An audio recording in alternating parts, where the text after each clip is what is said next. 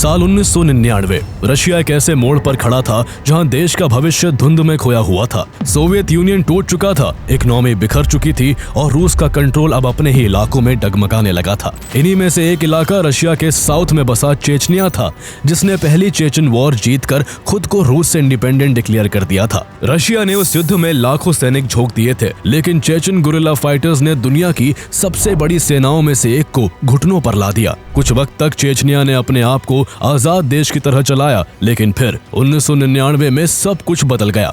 रूस की सत्ता में एक नया नाम व्लादिमीर पुतिन उभर कर सामने आया, एक ऐसा फॉर्मर केजीबी ऑफिसर जो अचानक से प्रधानमंत्री बना और जिसने कुछ ही महीनों में देश का नैरेटिव बदल कर रख दिया। पुतिन ने साफ शब्दों में कहा कि दुश्मन कहीं भी छिपे हो, चाहे वो टॉयलेट में ही क्यों ना हो, हम उन्हें वही घुस कर मारेंगे। यही वो लम्हा था जिसने कभी एक केजीबी एजेंट रहे व्यक्ति को रशिया का आयरन मैन बना दिया। चेचन वॉर सिर्फ एक सेपरेटिस्ट की लड़ाई नहीं थी, बल्कि एक ऐसा टर्निंग पॉइंट था जहां से पुतिन की ताकत, रशिया की राजनीति और आने वाले 2 दशकों का इतिहास तय हुआ। आइए जानते हैं चेचनिया वॉर की पूरी कहानी।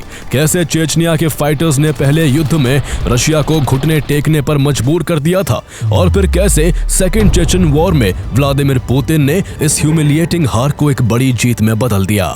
The commander of the Caucasian forces has issued an ultimatum for Russia to withdraw from Chechnya by midnight tomorrow or face military attacks. Russia launched a 3-pronged attack on the Chechnyan capital Grozny today, bombarding it from the air and from the ground. The Chechen fighters remained astonishingly calm, even while the bombardment continued.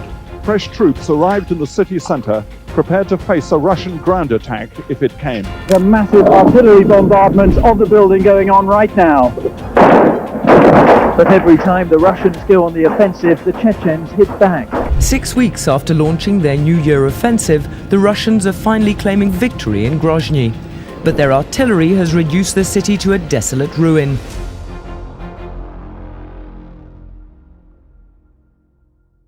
Chechnya Caucasus mountains की ऊंची ऊंची चोटियों के बीच बसा हुआ है, जहां की ज्यादातर आबादी मुस्लिम है। सदियों से अलग अलग एम्पायर, जिनमें रशिया भी शामिल था, इस इलाके पर पकड़ जमाने की कोशिश करते रहे। चेचनिया इसी खींचतान का हिस्सा बना। 19th सेंचुरी से सारिस रशिया ने कॉकेसस एरिया में अपने एक्सपेंशन की शुरुआत की। उसी दौरान चेचनिया और दागिस्तान में एक मुस्लिम स्पिरिचुअल लीडर इमाम शामिल का काफी बोलबाला था, और वो कॉकेसस क्षेत्र में एक इस्लामिक इमामेट स्थापित करना चाहते थे। शामिल ने लगभग 25 साल तक रशियन एम्पायर को जबरदस्त टक्कर दी, लेकिन आखिर में उनको हार का सामना करना पड़ा। साल 1858 में दशकों तक चले वायलेंट रेजिस्टेंस के बाद रशिया ने चेचनिया को जीत लिया। चेचनिया दशकों तक सारिस रिजीम के अंडर रहा और उस दौरान उनकी कंडीशन खराब रही, लेकिन बोल्शेविक रेवोल्यूशन के बाद सिचुएशन बदल गई। साल 1922 में सोवियत रूल ने चेचनिया को ऑटोनोमस रीजन का दर्जा दिया। ये कदम सोवियत संघ की फेडरल नीति का हिस्सा था, जिसमें तरह तरह के एथनिक ग्रुप्स को नॉमिनल ऑटोनॉमी दी गई, लेकिन असली फैसले फिर भी मॉस्को से ही लिए जाते थे। फिर जोसेफ स्टालिन का दौर आया, जब चेचन लोगों की किस्मत एक बार फिर से बदल गई। वर्ल्ड वॉर 2 के दौरान जोसेफ स्टालिन ने पूरे चेचन समुदाय पर यह आरोप लगाते हुए साइबेरिया एंड सेंट्रल एशिया में डिपोर्ट कर दिया कि उन्होंने जर्मनी की मदद की थी। रास्ते की ठंड, भूख और बीमारियों से हजारों लोग मारे गए। ये घटना चेचन इतिहास का सबसे काला दौर मानी जाती है। स्टालिन की मौत के बाद साल 1957 में निकिता क्रुशेव ने चेचन्स को वापस अपने घर लौटने की इजाजत दी और Chechen Ingush autonomous Soviet socialist Republic फिर से एस्टैब्लिश की।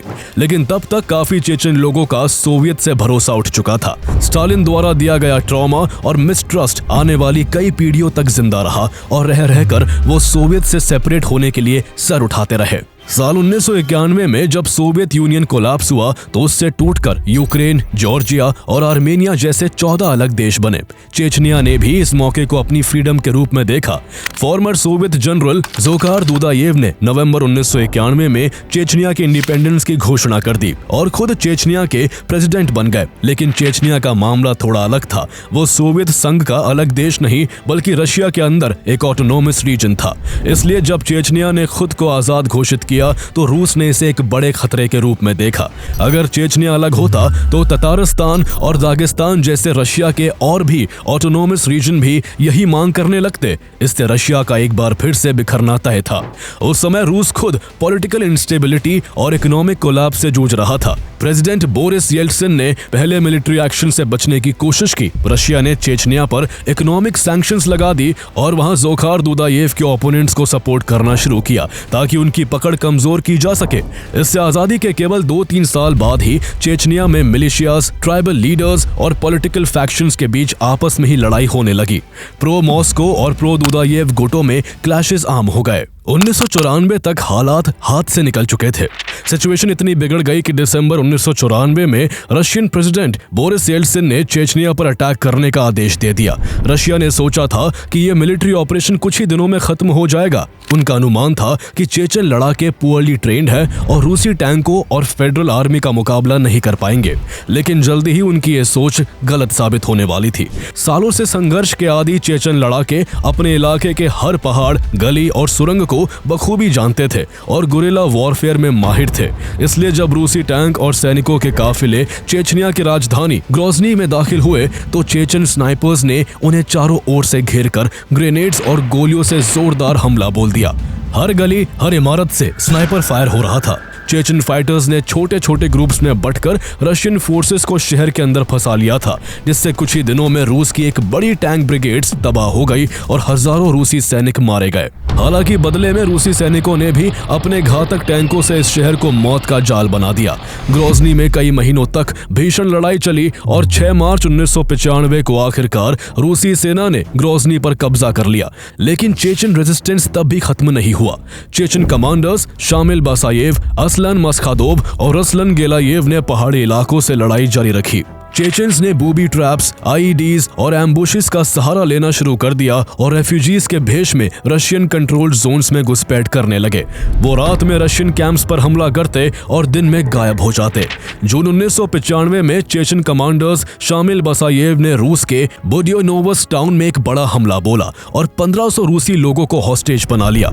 मजबूर होकर रशियन प्राइम मिनिस्टर विक्टर चर्नोमिर्डिन को टेम्पररी सीजफायर की घोषणा करनी पड़ी। इस घटना ने पूरे रूस को छोड़ दिया और चेचन्स को रीग्रुप होने का समय मिल गया।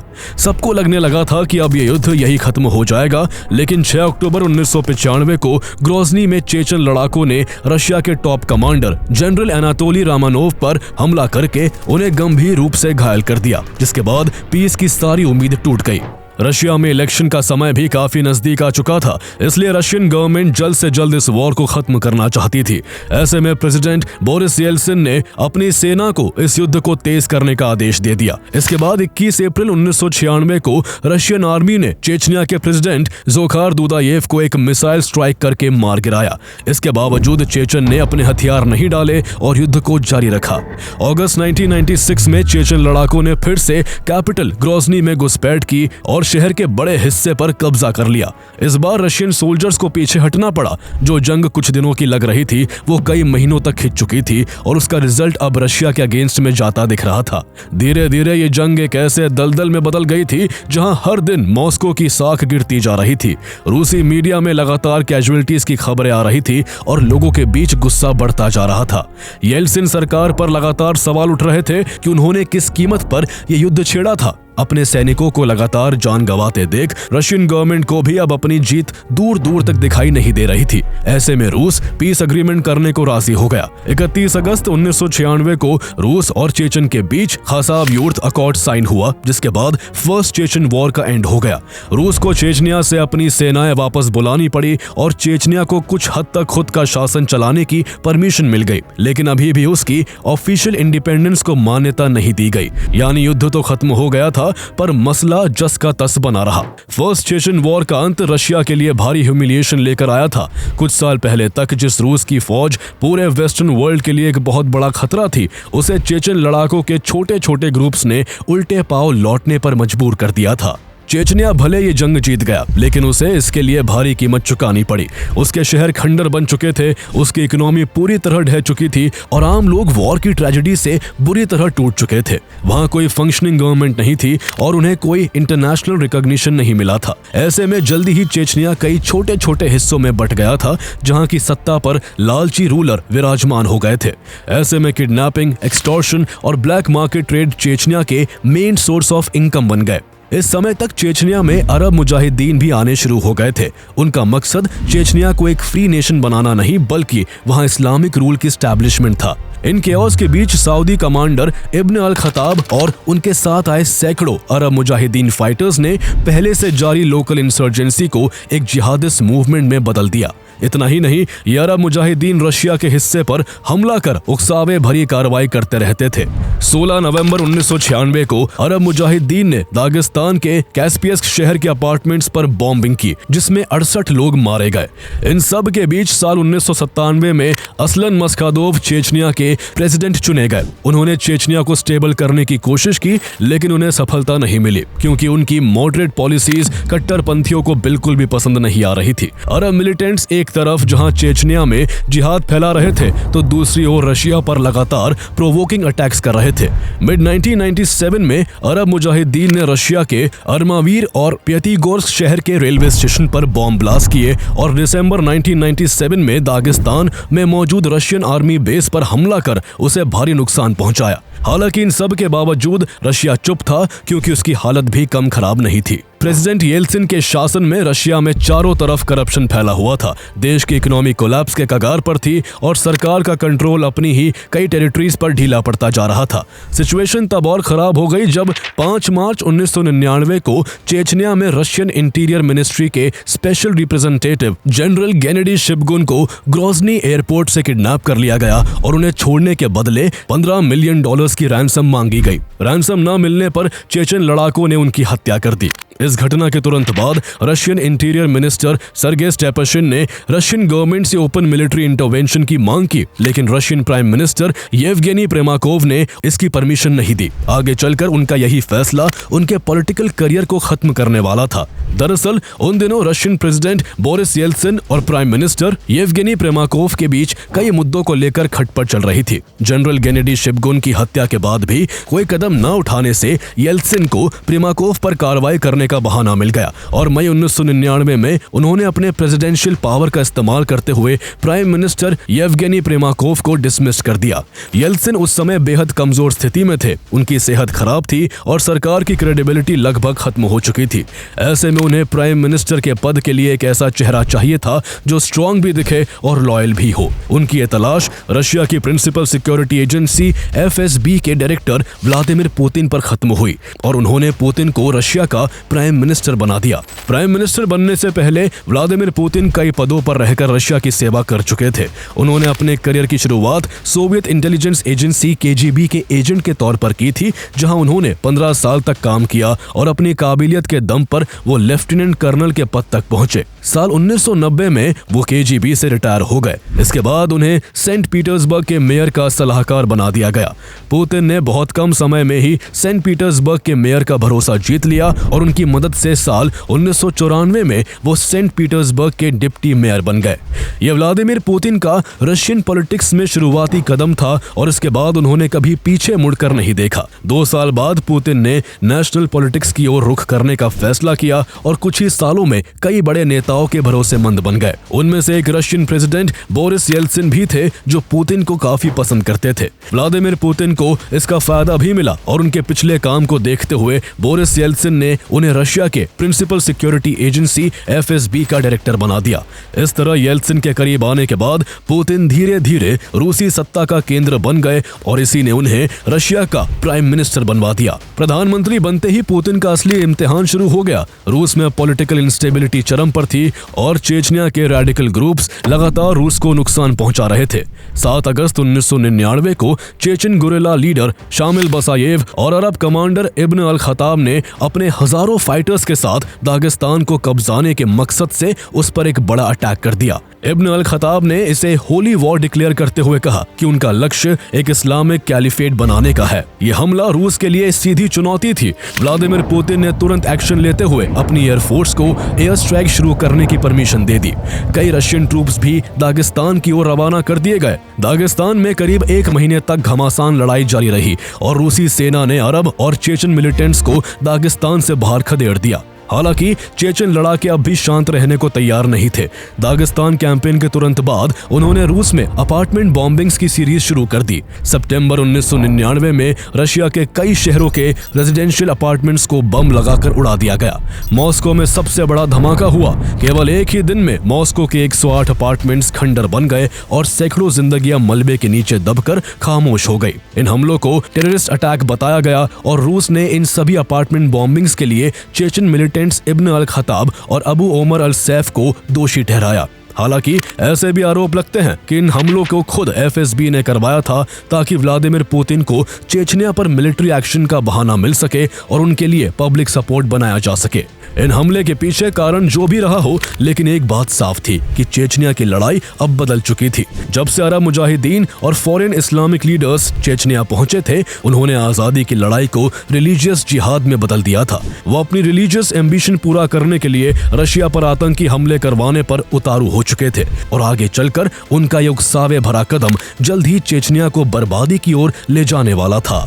व्लादिमीर पुतिन जो उस समय प्राइम मिनिस्टर थे, वो चेचन लड़ाकों द्वारा पहले दागिस्तान पर हमला करने और फिर अपार्टमेंट बॉम्बिंग से काफी गुस्से में थे। उन्होंने देश की जनता से वादा किया कि आतंकवादी कहीं भी छिपे हो, चाहे वो टॉयलेट में ही क्यों ना हो, हम उन्हें वही घुसकर मारेंगे। उनकी ये सीधी और सख्त भाषा रशियन जनता को पसंद आई। लोगों को लगा कि आखिर कोई नेता आया है जिसकी बातों में दम है। रशियन पब्लिक उन्हें रक्षक के रूप में देखने लगी और वो जनता के बीच तेजी से पॉपुलर होने लगे। अपनी जनता के समर्थन से उत्साहित पुतिन ने चेचनिया पर हमले के लिए कमर कसना शुरू कर दिया। करीब 15 दिनों की तैयारी के बाद 1 अक्टूबर 1999 को व्लादिमीर पुतिन ने चेचनिया के खिलाफ काउंटर टेररिस्ट ऑपरेशन यानी सेकेंड चेचन वॉर की घोषणा कर दी। केवल 4 दिन के अंदर 90,000 से ज्यादा रशियन ट्रूप्स चेचनिया के अंदर तक घुस गए और तेजी से मूव करते हुए 5 अक्टूबर तक नदर्न चेचनिया को अपने कंट्रोल में ले लिया। धीरे धीरे रशियन टैंक्स और आर्टिलरी ने चेचनिया को चारों ओर से घेर लिया। ऐसे में 10 अक्टूबर को चेचनिया के प्रेसिडेंट असलन मस्कादोव ने घबराकर रशिया के पास पीस प्रपोजल भेजा, लेकिन इसे रशियन गवर्नमेंट ने ठुकरा दिया। रूसी सेना ने चेचनिया के खिलाफ 3 फेजेस मिलिट्री एक्शन की नीति अपनाई। पहले सैटेलाइट और एयर सुपरविजन के जरिए विद्रोहियों के ठिकानों का सही अंदाजा लगाया गया। फिर सैटेलाइट इमेजेस के बेस पर स्पेशल फोर्सेस द्वारा अंदर घुसकर ग्राउंड इंटेलिजेंस जुटाई गई और फिर एक कोऑर्डिनेटेड एरियल बॉम्बिंग कैंपेन शुरू कर दिया गया। इस बीच रशियन आर्मी रेडियो से चेचनिया के सिविलियंस को चेतावनी भी दे रही थी कि अगर उन्होंने विद्रोहियों को अपने घरों से बाहर नहीं निकाला तो उनका गांव मिटा दिया जाएगा। इससे चेचनिया में पैनिक फैल गया और युद्ध के दौरान करीब 3.5 लाख लोगों ने चेचनिया छोड़ दिया। रशियन आर्मी ने पीछे के इलाकों में फिल्ट्रेशन कैंप्स भी बनाए थे, जहां सस्पेक्टेड मिलिटेंट्स को पकड़कर हिरासत में रखा जाता था। इस तरह अपनी मिलिट्री स्ट्रैटेजी और अपने घातक हथियारों के बल पर रशियन आर्मी ने अक्टूबर खत्म होते होते टेट्स्की हाइट्स और नदर्न ग्रोजनी को अपने कब्जे में ले लिया। चेचन लड़ाके गुरिल्ला वॉरफेयर में माहिर तो थे, लेकिन इतनी बड़ी रशियन आर्मी को जमीनी लड़ाई में टक्कर देना और उसे रोक पाना उनके वश के बाहर की बात थी। इसलिए रशियन आर्मी काफी तेजी के साथ आगे बढ़ती जा रही थी। मिड नवंबर तक रशिया ने चेचनिया का दूसरा सबसे बड़ा शहर गुडमस भी अपने कब्जे में ले लिया। लेट नवंबर तक रशिया ने डिक्लेयर किया कि उसने ग्राउंड बैटल जीत ली है और अब माउंटेन कैंपेन शुरू होगा। अगले महीने तक रशियन ट्रूप्स ने अलखान युर्त, उरुस मार्तन और अर्गुन जैसे इलाकों में भयंकर लड़ाइयां लड़ी। इस दौरान रशियन आर्मी ने इन इलाकों को बुरी तरह से तबाह कर दिया। इन लड़ाइयों में हजारों चेचन लड़ाके मारे गए और रूस के के भी सैकड़ों सोल्जर्स की जान चली गई। एक तरफ रशिया चेचनिया के साथ युद्ध में शामिल था तो दूसरी तरफ वहां राजनीतिक उथल-पुथल मची हुई थी। 31 दिसंबर 1999 को युद्ध के बीच ही रशियन प्रेसिडेंट बोरिस येल्त्सिन ने अचानक से इस्तीफा दे दिया। उनकी सेहत लगातार बिगड़ रही थी और पब्लिक सपोर्ट खत्म हो रहा था, इसलिए उन्होंने अपने भरोसेमंद व्यक्ति व्लादिमीर पुतिन को रशिया का एक्टिंग प्रेसिडेंट अपॉइंट कर दिया। मार्च 2000 में राष्ट्रपति चुनाव हुए। उस समय तक रशिया चेचनिया के कई इलाकों को अपने कब्जे में ले चुका था और रशिया एकदम जीत के मुहाने पर खड़ा था। यह सब पुतिन के सख्त अप्रोच का नतीजा था, इसलिए रशिया में पुतिन की इमेज देश रक्षक की हो चुकी थी, जिन्होंने देश की खोई साख को एक बार फिर स्टैब्लिश करने के लिए अपना सब कुछ झोंक दिया था। पुतिन का साफ कहना था कि ये जंग सिर्फ रशिया के ऑनर और डिग्निटी के लिए नहीं है, बल्कि ये रशियन फेडरेशन के टूटने पर फुल स्टॉप लगाने की लड़ाई है। यानी साफ था कि पुतिन इस सेकेंड चेचन वॉर को सिर्फ एक मिलिट्री ऑपरेशन नहीं, बल्कि एक ऐसा मैसेज बनाना चाहते थे जो पूरे रशिया को याद दिलाए कि देश को कमजोर करने की कोशिश करने वाले किसी भी रिपब्लिक को बख्शा नहीं जाएगा। राष्ट्रपति चुनाव में ये सेंटिमेंट पुतिन के पक्ष में साफ देखने को मिला। व्लादिमीर पुतिन ने भारी बहुमत के साथ इस चुनाव में जीत हासिल की और इस तरह चेचनिया की जंग ने रूस को उसका नया नेता दे दिया। एक ऐसा नेता जो न सिर्फ चेचनिया बल्कि पूरे रशिया की किस्मत लिखने वाला था। 2 फरवरी 2000 को महीनों की घेराबंदी और कंटिन्यूअस बॉम्बार्डमेंट के बाद रशियन आर्मी ने आखिरकार पूरे ग्रोजनी पर कब्जा कर लिया। चेचनिया की राजधानी रहे इस शहर की सड़कों पर अब सिर्फ धुआं, मलबा और खामोशी बची थी। ग्रोजनी के पतन के बाद युद्ध चेचनिया के पहाड़ी इलाकों अर्गोन, वेदिनो और शतोए में फैल गया। वहां चेचन गुरिल्लाज ने रशियन आर्मी को कड़ी टक्कर दी। यहाँ कभी रशियन आर्मी सैकड़ों चेचन फाइटर्स को मार गिराती तो कभी चेचन गुरिल्लाज रशियन आर्मी की टुकड़ियों को खत्म कर देते। रसलन गेलायेव के नेतृत्व में करीब 1000 चेचन फाइटर्स ने कोम्सोमोल्स्कोए गांव में रूसी सेना को करीब 2 हफ्तों तक रोके रखा, लेकिन रशिया के बड़ी सेना के सामने चेचन फाइटर्स हाथी के सामने चींटी के समान थे और नतीजा ये हुआ कि रशियन आर्मी के खतरनाक टैंकों की बौछार और हवाई हमलों से आखिरकार वो गांव पूरी तरह से डिस्ट्रॉय हो गया। इस तरह अप्रैल 2000 तक रूसी सेना ने चेचनिया के ज्यादातर पहाड़ी इलाकों को भी अपने कंट्रोल में कर लिया था। इस दौरान रूसी सरकार ने मीडिया पर सख्त सेंसरशिप लगा रखी थी, क्योंकि फर्स्ट चेचन वॉर के दौरान फॉरेन जर्नलिस्ट की रिपोर्टिंग ने रूस की छवि को बुरी तरह नुकसान पहुंचाया था। इसलिए इस बार जर्नलिस्ट को बैटलफील्ड के आसपास भी फटकने नहीं दिया गया था। जबकि दूसरी तरफ रशियन टीवी चैनलों ने रशिया के इस पूरे कैंपेन को एंटी टेररिस्ट ऑपरेशन के रूप में दिखाया और पुतिन को एक स्ट्रॉन्ग नेशनल लीडर के रूप में पेश किया। अप्रैल 2000 के अंत तक रशिया ने चेचनिया का लगभग पूरा इलाका जीत लिया था। अब रूस की फिर से इतनी मजबूत पकड़ हो चुकी थी कि वो अपना चुना हुआ नेता वहां बिठा सकता था। इसलिए जीत हासिल करने के बाद व्लादिमीर पुतिन ने मई 2000 में अखमत कादिरोव को चेचनिया का इंटरिम हेड बना दिया। अखमत कादिरोव की कहानी भी बड़ी दिलचस्प है और उनकी जर्नी चेचन कॉन्फ्लिक्ट की कॉम्प्लेक्सिटी को भी दिखाती है। वो मुस्लिम स्कॉलर थे जो पहले युद्ध में एक गुरिल्ला कमांडर के तौर पर रशिया के खिलाफ लड़े थे और रशिया के खिलाफ जिहाद की घोषणा कर दी थी। इस दौरान उन्होंने कहा था कि हर चेचन को कम से कम 150 रशियंस को मारना चाहिए।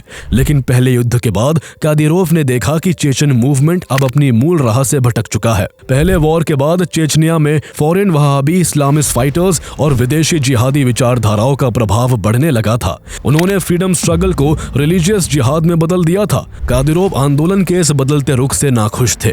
उन्हें लगता था कि ये बाहरी ताकतें चेचनिया की असली पहचान और उसके पारंपरिक सूफी इस्लाम को मिटा रही है।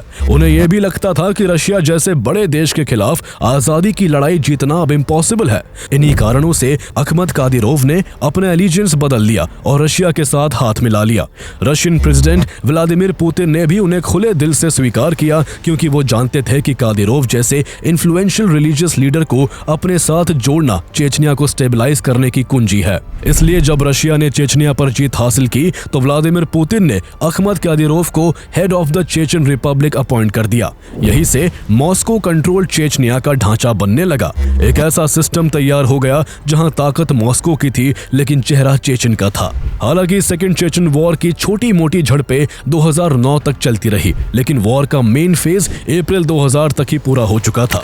इस जंग की कीमत भयानक थी। इस युद्ध में केवल ग्रोजनी में ही 30,000 लोग मारे गए, जबकि पूरे चेचनिया में 2 लाख से ज्यादा लोगों ने अपनी जान गंवा दी थी। रशियन आर्मी के डर से लगभग आधी आबादी ने चेचनिया छोड़ दिया और भागकर दूसरे देशों में शरण लेने पर मजबूर हो गए।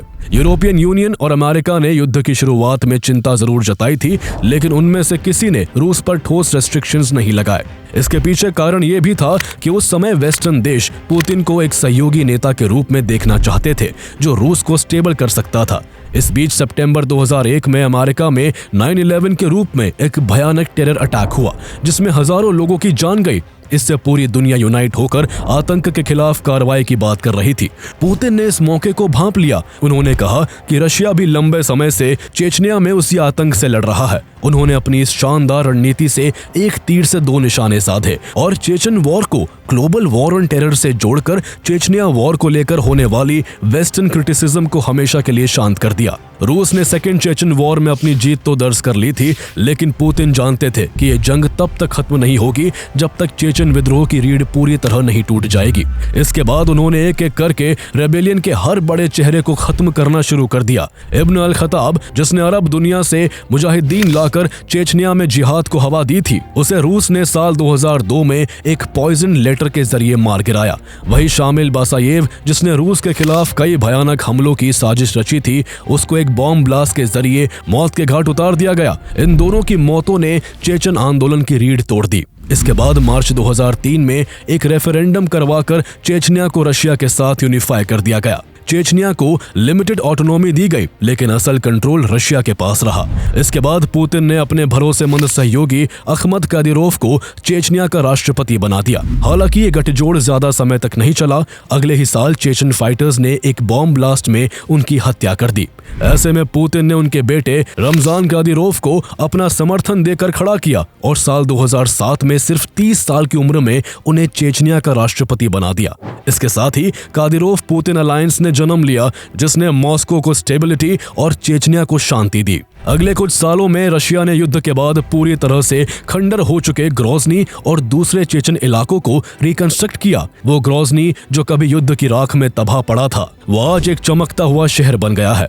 वहाँ की जनता को खुश करने के लिए कई मस्जिदें और ग्लास टावर्स बनाए गए हैं। रमजान कादिरोव ने चेचनिया में एक ऐसे शासन की नींव रखी जिसमें उनकी पावर और पुतिन की इमेज एक दूसरे से जुड़ी हुई है। लेकिन ये कहानी सिर्फ चेचनिया की नहीं है, बल्कि इसने पूरे रूस को बदल डाला। चेचन वॉर ने पुतिन को नेशनल सिक्योरिटी और यूनिटी के नाम पर मीडिया कंट्रोल, ऑपोजिशन सप्रेशन और सिविल राइट्स रेस्ट्रिक्शंस को सामान्य बना दिया। इसके पीछे पुतिन का तर्क था कि एक स्ट्रॉन्ग सेंट्रल पावर ही देश की यूनिटी और स्टेबिलिटी की गारंटी दे सकती है। रूसी सेना ने भी इन दोनों युद्धों से काफी कुछ सीखा और चेचनिया में इस्तेमाल हुए टैक्टिक्स आगे चलकर जॉर्जियन वॉर में भी इस्तेमाल की गई। सेकेंड चेचन वॉर केवल एक युद्ध नहीं, बल्कि ये व्लादिमीर पुतिन के राइज का मंच भी था, जिसके जरिए उन्होंने रशियन लोगों में नेशनलिज्म की भावना जगाई और खुद को देश के रक्षक के रूप में पेश करके रशियन पॉलिटिक्स के एक लंबे खिलाड़ी बन गए। वो अब तक 5 बार रशिया के प्रेसिडेंट बन चुके हैं और अब उन्होंने रशियन कॉन्स्टिट्यूशन में ऐसी व्यवस्था की है कि वो 2036 तक सत्ता में रह सकते हैं। अगर आप व्लादिमीर पुतिन की पूरी बायोग्राफी जानना चाहते हैं तो हमारी इस पर पिछली वीडियो देख सकते हैं, जिसका लिंक आपको डिस्क्रिप्शन में मिल जाएगा।